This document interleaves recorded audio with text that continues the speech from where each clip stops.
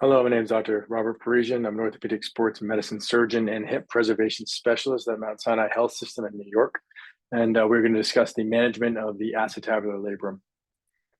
So these are my disclosures, multiple societies, as well as journals that I'm an editorial board member of and committee member of. Now, I think it's important to look at where someone is coming from when they're giving you a presentation or a discussion or a talk on a particular topic. This is, my educational background as well as where I trained.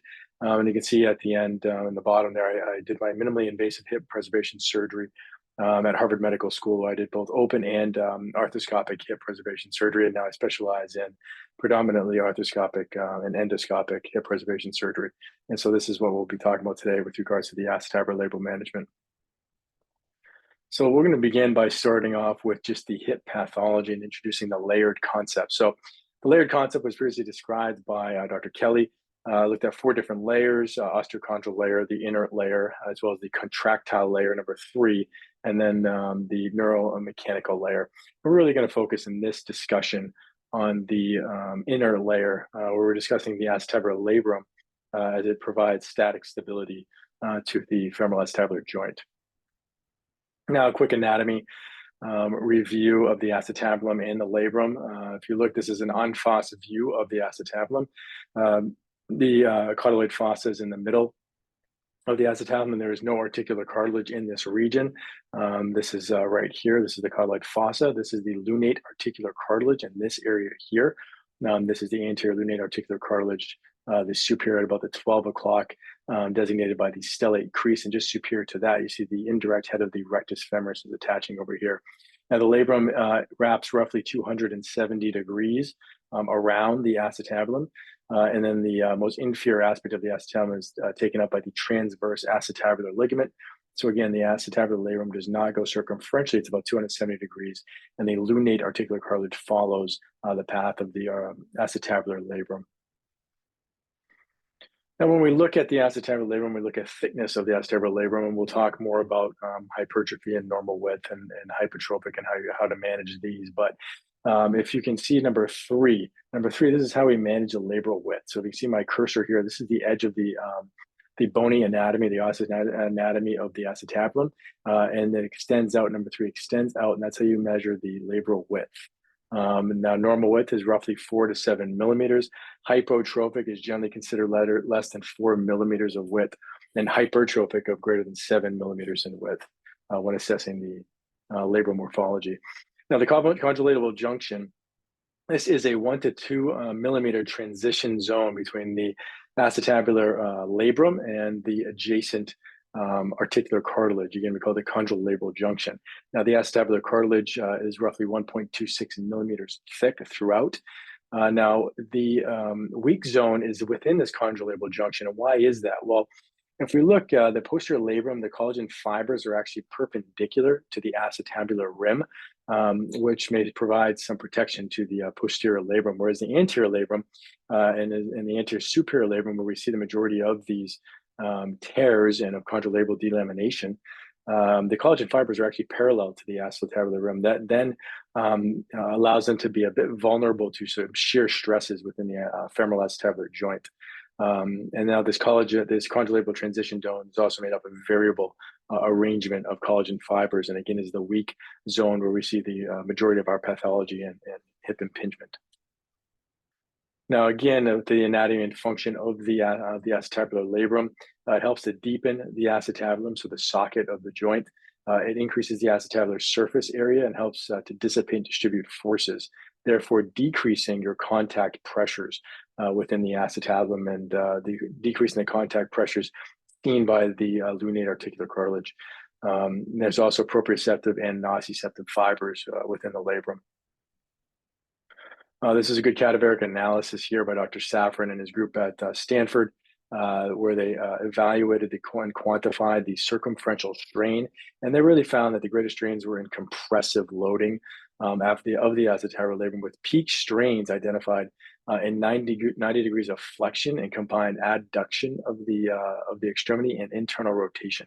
Now, this is important because this is our impingement test flexion, adduction, internal rotation. This engages the anterior and anterior superior acetabular labrum, where we see the majority of our pathology.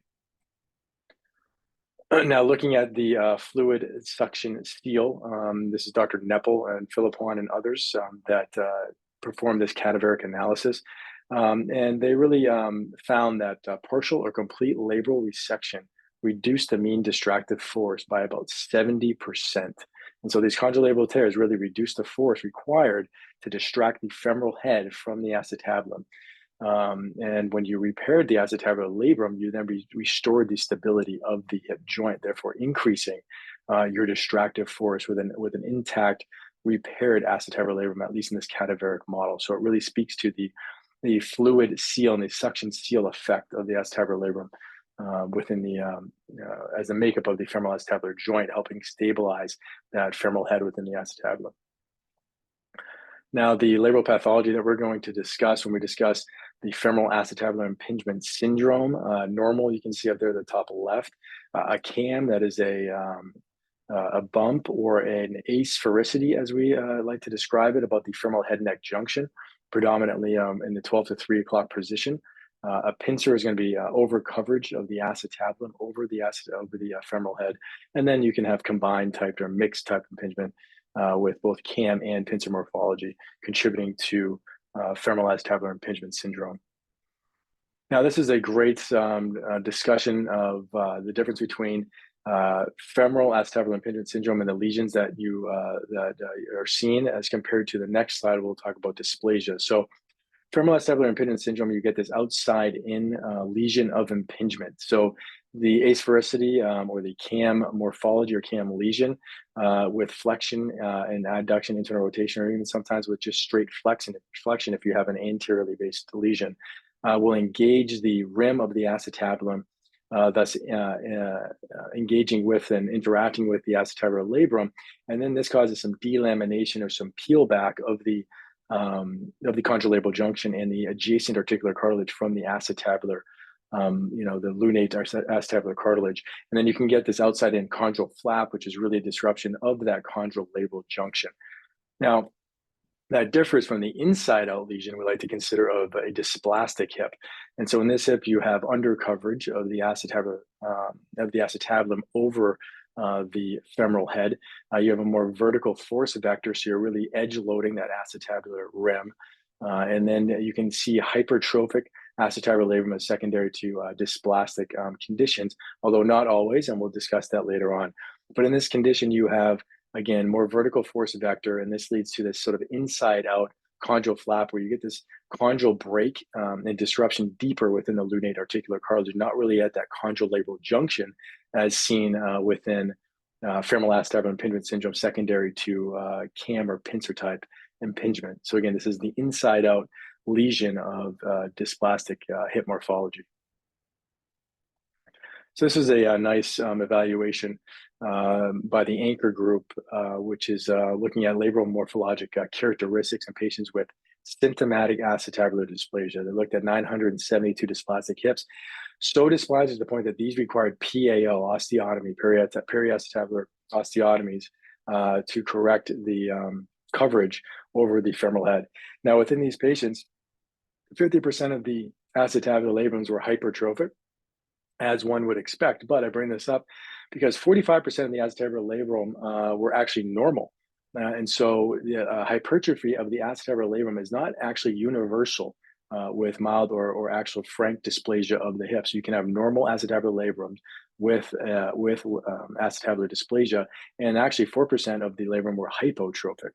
And then they found 64% of these patients had associated labral tears. So again, 50% were hypertrophic, but just because you have dysplasia, you don't necessarily experience a hypertrophic labrum.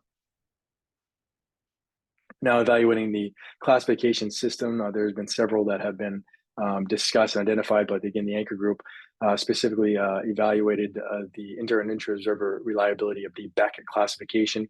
And you can see in the bottom there, section of the table 1, where you look at the labrum, this is classified as either a normal, a degenerative labrum, full thickness tearing of the labrum, detachment of the labrum, or even an ossified labrum. And for hip arthroscopists, hip preservation surgeons evaluated 40 arthroscopic videos, and they found that they experienced substantial inter and intra-observer reliability, so fairly reliable classification, the Beck classification. Now, when we look at the overall management of labral tears, this is a nice diagram looking at repair, augmentation, debridement, reconstruction are several of our options when we're evaluating in our algorithm. We're deciding how to address these acetabular labral tears. The repair circle, as you can see here in this diagram, is much larger than the rest. It's because repair really takes up the bulk of our management of acetabular labrums, especially in the primary setting. And I will get into the indications for augmentation and reconstruction and more of a further description of what those are moving forward. But again, the vast majority of the acetabular labral tears and contralabral junction delaminations and wave signs that we're dealing with are really going to be treated with a labral repair.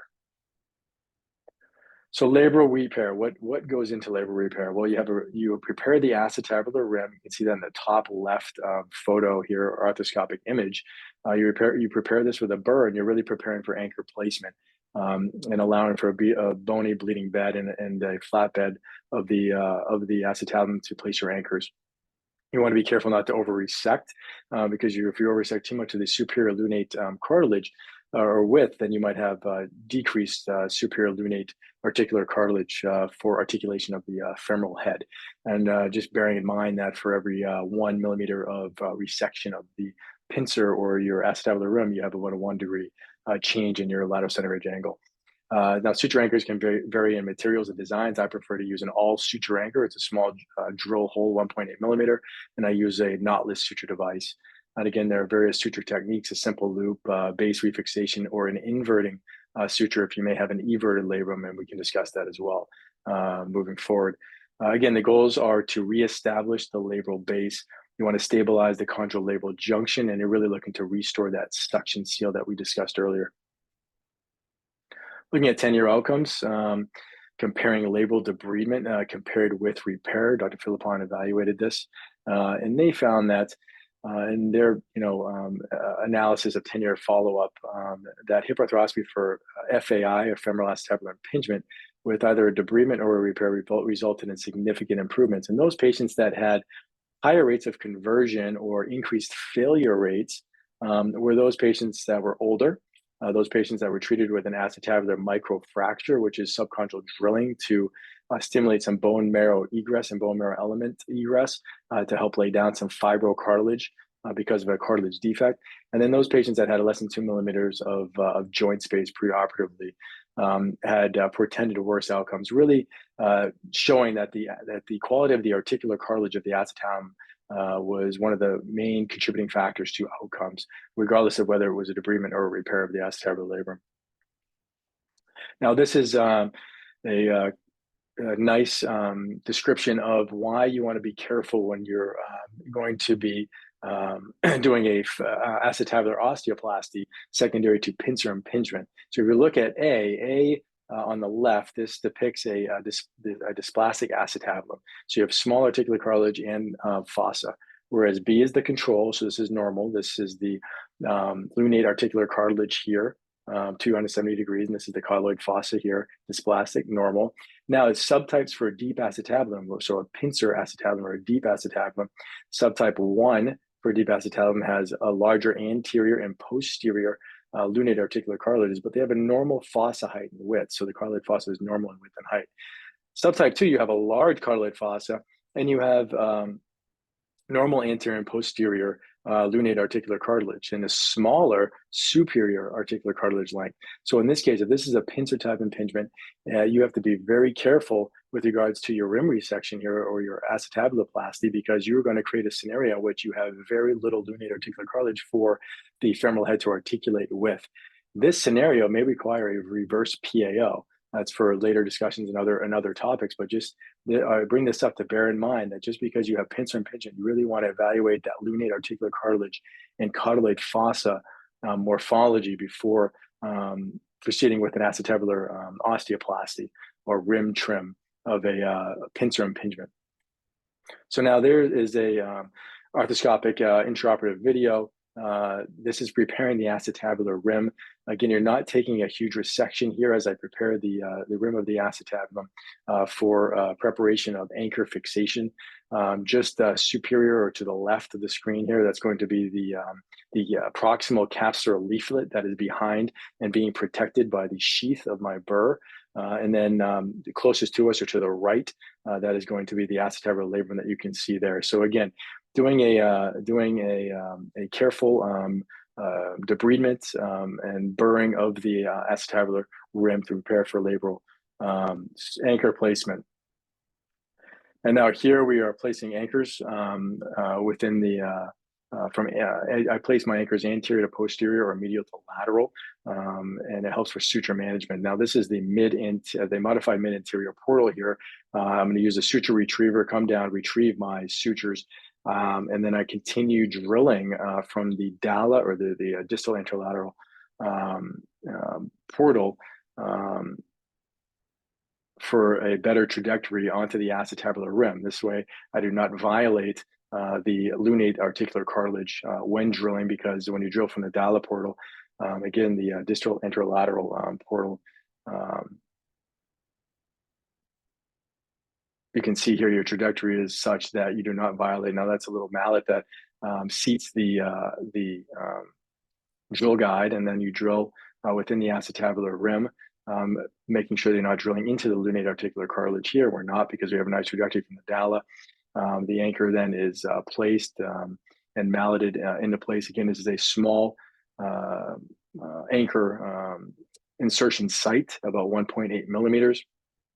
The drill guide is then removed once the anchor is seated, but the drill guide remains in the distal interlateral portal cannula. The suture retriever then comes to the modified mid-anterior cannula, is then retrieved and then snapped to the drapes on the external aspect of the patient. And we do this in sequential fashion to place all anchors for time management and efficiency when doing an acetabular-labral repair. And so now you can see here's the third anchor being placed. This is more superior and superior lateral, working our way back, sort of laterally based from placing our initial one. So again, superior and superior lateral, you can see the wave sign there of the acetabular lunate articular cartilage, placing the third anchor sequentially. And you're going to see the anchor come down, be seated again right there within the 1.8 millimeter drill hole within the acetabular rim. It's being malleted into place. Once that is seated appropriately, the drill guide will be removed, but it will remain within the cannula of the distal interlateral portal. Suture retrievers coming through the modified mid-anterior portal cannula to retrieve those sutures for appropriate suture management. And again, this is going to be snapped sequentially on the external surface of the patient on the drapes. And then we come in and place our final fourth anchor to really address this superior and anterior-superior acetabular labral tear and condylar labral delamination and wave sign that we see. Again, a mallet's going to seat this drill guide appropriately, and then we will drill through the drill guide, taking care not to disrupt the lunate articular cartilage. But again, that dala portal really provides this nice trajectory so that we're not in risk of violating that lunate articular cartilage, and we can still place the anchors on the rim of the acetabulum to achieve an appropriate acetabular labral repair. And then we proceed with our closure from lateral all the way to medial for, again, appropriate suture management, so that we're not entangling our sutures, that we are not getting in the way of our repair. And so we're going to place that on medial. We've already placed now two sutures circumferentially from lateral to medial.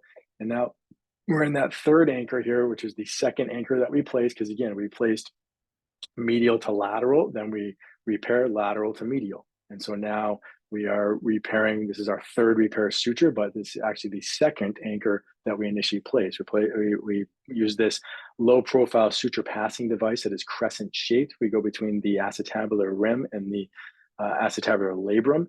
pass that through and deliver it to itself and grab it on the other edge. Now, when you pull through this repair suture, you want to be careful it doesn't get looped, because you can see here it gets looped. So you do not want to pull that all the way through. You want to be careful and have care taken that you identify this. Then you can now put your suture retrieving device through, unloop this repair suture, pass it through. And now with the repair sutures that I utilize and anchors that I utilize, this is a knotless suture technique. So this one suture slides and they pull it out. There's a looped device. You place the blue repair device through the loop, and then now you shuttle it through. And you'll see that we're shuttling it through. Now you're gonna have the repair suture shuttled through the knotless mechanism, and you're tensioning and pulling this through the modified mid-interior. Now, final tensioning you want to do in line with how you drilled. So now we come down with our suture retriever. We remove this repair suture from the distal anterolateral portal, because this is how we placed, this is how we drilled that anchor. Now we do final tension right here, and you can see the tensioning of that acetabular labrum from the same portal in which we drilled from. Now we're going to come down and cut flush to the anchor insertion site here. And again, for suture management, the sutures are unsnapped now on the external aspect. We come down through the distal anterolateral portal, retrieve the repair suture, which is the blue suture. This, once again, externally now outside the hip, is being placed within the low profile suture, crescent-shaped suture passing device. That now is going to come through the distal anterolateral portal. It's going to be placed between the acetabular labrum and the acetabulum, with care trying to capture some of that delaminated articular cartilage there, and really trying to stabilize this acetabular labrum for this outside-in lesion. Remember, we said that with an outside-in lesion, you can have disruption of your chondrolabral junction, which is exactly what we hear, and with a little bit of a wave sign in the superior and superior-lateral aspects of the acetabular lunate cartilage. Again, you have a loop when passing this through. So we identified this, and we were able to unloop this suture with the suture retrieving device. I will now go in and grab the looped end of the knotless repair mechanism, pull that through the distal anterolateral portal, place the repair stitch through that looped end, and then we will shuttle by pulling through that one suture that is remaining within the modified mid-interior portal. And you can see us shuttling through here. And this again will be our final fixation. Now, this is, once again, this is the first anchor that we place, but now this is the last anchor that we utilize for repair. Without full tensioning here, we now pull back to the distal anterolateral portal, because again, you want to do your final tensioning, and we adjust the positioning here too of the loop for appropriate spacing. And then now we do our final tension to the distal anterolateral portal in line with the portal in which, and the angle in which we drilled. And again, now we'll come down and we'll cut flush to our anchor and to the acetabular rim. And you can see this is a very efficient technique here when repairing the acetabular labrum, placing the anchors from medial to lateral, and then repairing back from lateral to medial. You can see that this acetabular labrum was well adhered to the acetabular rim. The chondrolabral delamination, as you can see here in the superior and superlateral aspect, has been well stabilized to the acetabulum. And we do not have a full thickness focal chondral defect within the lunate articular cartilage. We do not need to address that. Now we probe the acetabular labrum, demonstrating complete stability of this once torn chondrolabral junction, and then the chondrolabral delamination here in a wave sign. We no longer have a wave sign, because you have a stabilized acetabular labrum, which is also stabilizing the lunate articular cartilage at the chondrolabral junction, which is, again, if you remember from the prior parts of the talk, that is the weak zone. So you can see a fully stabilized acetabular labrum. Now we are removing traction, and you're going to see the recreation of the suction seal. As traction is removed, the femoral head is now reducing back within the acetabulum, and then you have appropriate suction seal and distribution of forces, increased surface area of the acetabulum that's being created by this repaired acetabular labrum, providing an appropriate suction seal. So outcomes, there are many outcomes studies that have been done. I just chose these three because they're well done and they look at high-level athletics and athletes. And so return to sport was about 94% and 88% for recreational and high-level athletes, respectively, with Dr. No's group.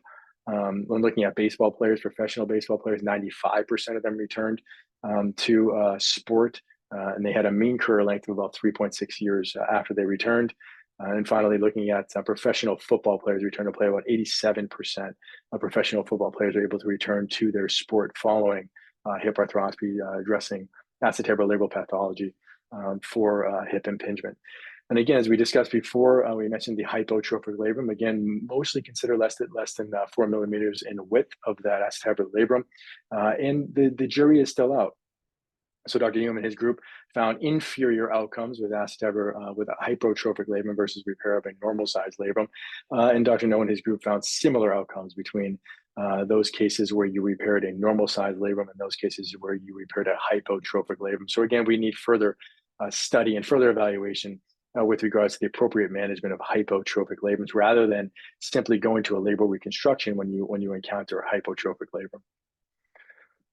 Now, evaluating borderline acetabular dysplasia. Now, this is a nice 5-year follow-up study, systematic review with minimum 5-year follow-up, looking at those patients that had acetabular labral repair that had borderline or mild dysplastic features with, as defined as a lateral center edge angle less than 25 degrees. And typically, we define acetabular dysplasia or borderline acetabular dysplasia with a lateral center edge angle either between 18 to 25 or 20 to 25 degrees. And in this evaluation, they found that patients with a lateral center edge angle less than 25 degrees demonstrated satisfactory clinical outcomes, high patient satisfaction, and significant postoperative improvements in PROs at follow-up ranging from a minimum of 5 years, but up to 5 to 10 years. And so we discussed the wave sign, right? So again, the wave sign is a delamination or a peel back of the lunate articular cartilage when you engage the acetabular labrum with that outside in cam type of impingement. This study was to discuss how to appropriately manage the wave sign, because many times you do not have a discrete acetabular labral tear, you actually have delamination. So here you can see you have delamination of the superior and superlateral based lunate articular cartilage here. Then you do have a tear in this more sort of anterior superior acetabular labrum, where you have that contralabral junction separation as an outside in lesion. But this other region, the superior and superlateral aspect, you do not have a contralabral junction separation. You actually have delamination of that lunate articular cartilage, and that is the wave sign. When you push down on the acetabular labrum, you can see some bubbling and almost a wave of that delaminated lunate articular cartilage here within the acetabulum. With again that is peeling back as the labrum is engaged by the femoral head neck junction with the cam lesion. And then you can see the acetabular rim that has been prepared for repair of the acetabular labrum. Now, again, back to the treatment of the wave sign that was this demonstrated there. They found that by stabilizing the contralabral junction, even when you do not have a discrete tear or separation between the acetabular labrum and the adjacent articular cartilage, just when you have this contralabral wave sign with delamination, if you stabilize the contralabral junction and perform a femoral osteoplasty, you can experience satisfactory outcomes just by stabilizing the acetabular labrum and the articular cartilage in the setting of a wave sign. Now, the evert acetabular labrum, this is another anatomic variation that has been described in the literature. There's a nice study that looked at the management of this, and they discussed the everted labrum and inverting that native labrum as a type of management of an everted labrum. And so what does that look like? If you look at A, that yellow star is on the acetabulum. That is a labrum there that was encountered as a normal variant. And you can see that it is not on the rim of the acetabulum. It is actually looks more like a glenoid labrum as compared to an acetabular labrum, because we know that the acetabular labrum is really confluent with the adjacent lunate articular cartilage, forming one structure, whereas this is an everted labrum. There is a cleft between the acetabular labrum and the lunate articular cartilage, and it's really not sitting on the rim. So you don't have the normal fluid mechanics and seal that you would have in a typical femoral acetabular relationship. And so if you can see here, this is my case of an everted acetabular labrum. This is clearing out the acetabular rim for preparation for suture anchor placement. The care is taken not to disrupt the acetabular labrum. We also do not want to resect too much proximal capsule, so that you can still have that proximal capsule available for repair of your capsule following the procedure. And I'm just using an arthroscopic radiofrequency device carefully and efficiently here to clear space for anchor placement. And then if you can see to the right, you do have that everted labrum that is not fully covering and fully stabilized to the rim of the acetabulum. And this was specifically in this patient was involved in the superior and superior lateral aspect of the acetabulum, where you had this everted labrum. Now I'm shaving with an arthroscopic shaver, gently shaving partial aspects of this proximal capsular leaflet, again to create appropriate visualization for anchor placement for labral repair.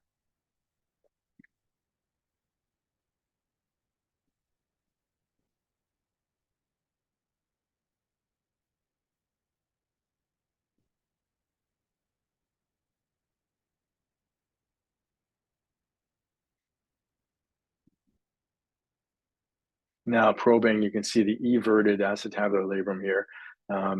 You have a cleft between the acetabular labrum and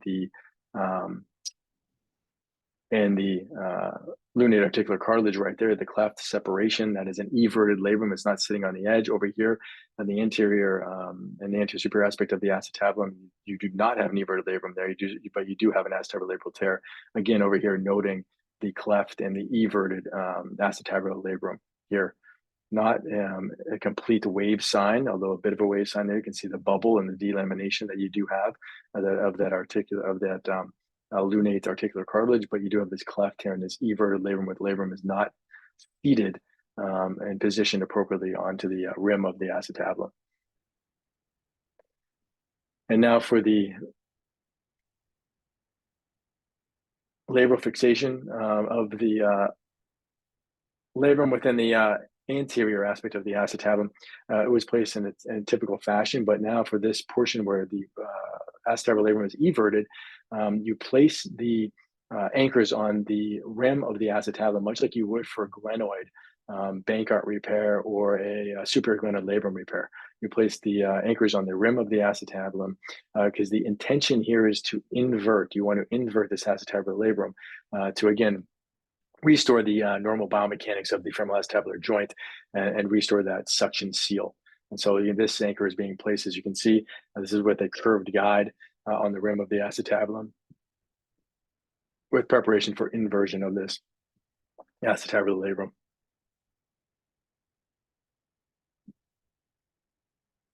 And the anchor is seated.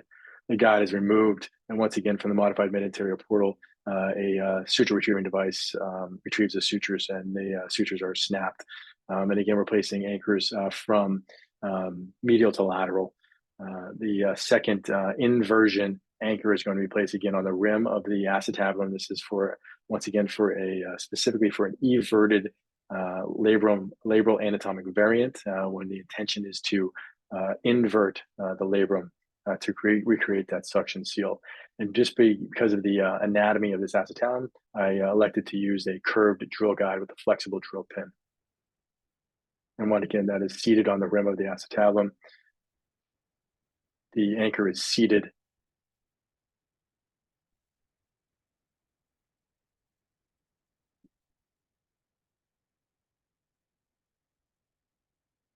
The blue repair suture is then shuttled with the suture repair device, and you can see it's through the condylarticular junction to help stabilize that lunate articular cartilage and wave sign that you experienced. This is then retrieved from within the femoral acetabular joint with the intent of inverting this acetabular labrum and stabilizing this lunate articular cartilage delamination or peel back. There's a loop, and so now this is unlooped, which is suture retrieving device.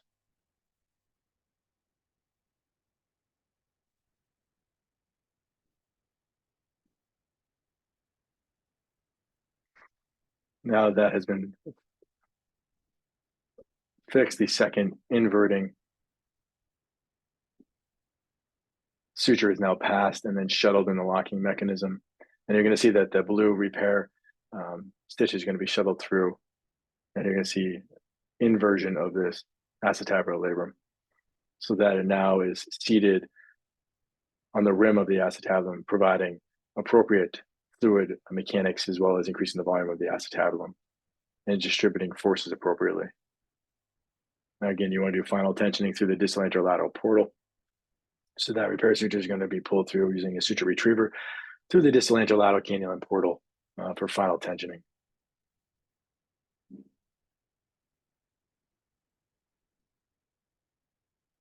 Demonstrating acetabular inversion onto the rim of the acetabulum.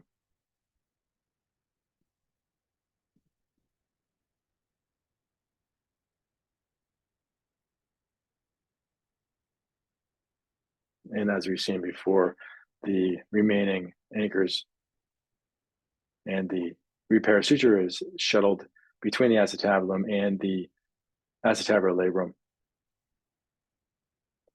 retrieved from the femoral acetabular side of the joint for repair and stabilization of this anterior acetabular labrum.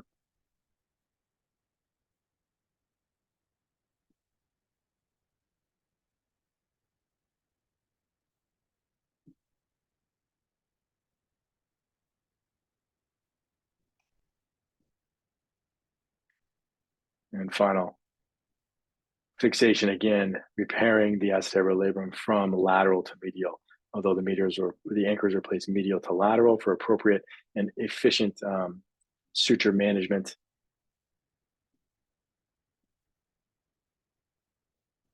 And then a final view of the inverted acetabular labrum on the rim of the acetabulum. Whereas prior to the labral repair, it was everted. You also have stabilized anterior and anterior superior acetabular labrum.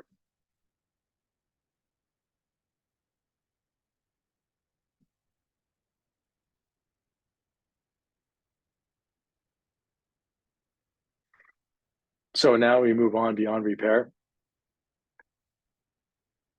And we're going to discuss labral reconstruction. So labral reconstruction, first described by Dr. Philippon in 2010, indications roughly less than 1 to 3% of primary settings. So again, labral reconstructions are being used predominantly in the revision setting.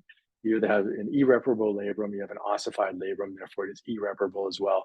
Severely hypoplastic labrum, and again, mostly in the revision setting for labral reconstruction. I utilize a posterior tibialis or anterior tibialis. You can see here on the graft prep, and sutures are placed whip stitched. I use fiber loop sutures on either end, and that is going to be for the management of the graft and passage of the graft through a pull through technique. This demonstrates the acetabular rim has been prepared for reconstruction. There's an irreparable acetabular labrum that is a posterolateral portal that has been placed that is going to be where I pull the anchor through, rather the graft through. This is going to be the first anchor that I am placing, and then I will then place the graft inferior to this at the psoas U with a push lock device for the first one, but this is actually going to be my knotless mechanism anchor that I'm going to be placing around the rim. And you can see I have placed all my anchors around the rim, leaving that most anterior or medial aspect of the acetabulum free for my initial anchor placement. But the anchors for the labral reconstruction have been placed. All of the anchors have been pulled out through a proximal mid-anterior portal right here. This is the proximal mid-anterior portal. and these are being snapped sequentially outside of the hip, as you can see here. So you have the anterolateral portal, traditional anterolateral portal. You have your modified mid-anterior portal here. This is your distal anterolateral portal, your posterolateral portal here. This is where the graft is going to be pulled through. And then for suture management purposes, this is the proximal mid-anterior portal. So the graft is going to be placed through the, we'll look on this one here, the graft, if you look to the right, the graft is going to be placed through the modified mid-anterior portal. I'm going to be viewing through the anterolateral portal here. The graft is then going to be shuttled through, pulled through via the pull-through technique to the posterolateral portal. That is going to place the graft down within the femoral acetabular joint. And it's going to, and so it will be out of the way so that I can visualize. Then the sutures are going to be taken from the distal anterolateral portal sequentially, passed around the graft, and then tensioned. And so this allows for appropriate suture management when you utilize this proximal mid-anterior portal. And you can see the graft has been pulled through, has been fixed medially or anteriorly, has been pulled through the posterolateral portal there. And now the graft is now lying within the femoral acetabular joint. You have appropriate visualization. You can see all the sutures that are coming out through the proximal mid-anterior portal. These sutures are then going to be passed circumferentially around the graft and tightened via the same knotless mechanism that we discussed earlier. And then now you can see a 270 degree acetabular labral reconstruction with a posterior tibialis allograft all the way back through, pulled through the posterolateral portal. The last anchor is tensioned, and then that is cut. So this graft does not need to be measured because you have enough graft during your pull-through technique. This graft is sitting directly on the acetabular rim because all of the anchors were drilled to the distal anterolateral portal, and then you had the medial anchors that were drilled to the modified mid-anterior portal, and the final anchors posteriorly were drilled to the posterolateral portal, or rather laterally through the posterolateral portal. And so looking at acetabular labral reconstruction, review of cadaveric studies, they found that labral repair or an intact native labrum was biomechanically more superior than labral reconstruction. So again, the labral repair of a native acetabular labrum or an intact native labrum was biomechanically superior to a labral reconstruction. So really saying that in a primary setting, attempt to repair the acetabular labrum when at all possible. And really the labral reconstruction should be utilized for those cases where you have an irreparable acetabular labrum. But they did find that when you did perform a reconstruction, you are able to restore the acetabular labral biomechanical properties, which is then superior to a complete labral excision. So in the face of an irreparable acetabular labrum, yes, it is appropriate and indicated to perform an acetabular labral reconstruction as you are able to restore those biomechanical properties. And this is better than excision of the acetabular labrum alone, as it restores the suction seal. Now, again, there has been much data out there discussing the primary circumferential acetabular labral repairs. Dr. Wolf and his colleagues have described, and their conclusions are that a primary circumferential reconstruction is a viable treatment option with promising short-term outcomes. Hips that demonstrate moderate or severe labral damage. Now, with primary repair, I would say that we still have a paucity of data, and there's evolving literature. We still need additional level 1 and 2 studies to fully understand the appropriate indications in the primary setting for a labral reconstruction. Now, looking at labral augmentation, again, this is described by Dr. Philippon, and these are patients who underwent a labral augmentation, which means preservation of macroscopically healthy native labral tissue. So a labral reconstruction with allograft was performed on top of and incorporating native labral tissue that was deemed irreparable. This is an augmented repair. And Dr. Philippon that found in patients with previous procedures an augmentation technique with preservation of the native healthy labrum that was deemed irreparable at the time resulted in significantly better outcomes as compared to a segmental labral reconstruction. But again, with labral augmentation, I think that there is still a paucity of data. We have evolving literature, and we need some additional level 1 and 2 studies to help guide us with regards to labral augmentation. So back to our diagram, again, the vast majority of labral management should be and is performed via labral repair, as we have demonstrated with positive clinical outcomes and patient-reported outcomes. But there is a role for labral reconstruction, labral debridement, and labral augmentation when appropriate. And the literature is still evolving in this regard. So I want to thank you again for listening and the opportunity to discuss the management of the acetabular labrum.